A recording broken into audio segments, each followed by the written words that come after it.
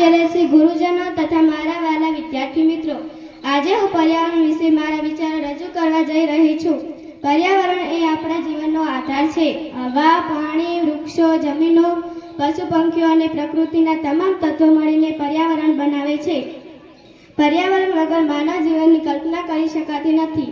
વૃક્ષો પર્યાવરણના સાચા મિત્ર છે. વૃક્ષો આપણને પ્રાણવાયુ આપે છે, છાંયો આપે છે, ફળ ફૂલ આપે છે અને વરસાદ લાવવામાં મદદ કરે છે. વૃક્ષો જમીનનું ધોવાણ અટકાવે છે અને વાતાવરણને શુદ્ધ રાખે છે. તેથી વૃક્ષને ધરતીના ફેફસા કહેવામાં આવે છે. આજના સમયમાં પર્યાવરણનું મહત્વ ખૂબ વધી ગયું છે. વધતું પ્રદૂષણ, જંગલોનો નાશ, વાહનો અને કારખાનામાંથી નીકળતો ધુમાડો તેમજ પ્લાસ્ટિકનો વધતો ઉપયોગ પર્યાવરણ માટે મોટો ખતરો બની રહ્યો છે.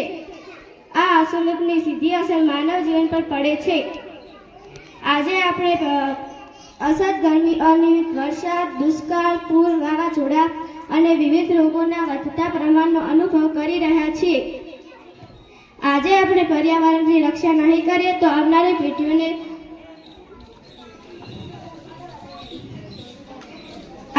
પેઢીઓને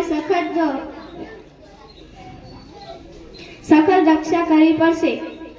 પર્યાવરણનું સંતુલન જળવાઈ રહેશે તો માનવ જીવન સુરક્ષિત અને સુખી બની રહેશે.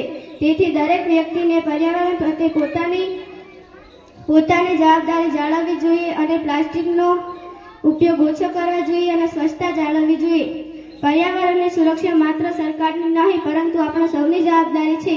આજે આપણે નાનું પગલું ભરીએ તો આવતીકાલે મોટો ફેરફાર આવી શકે છે.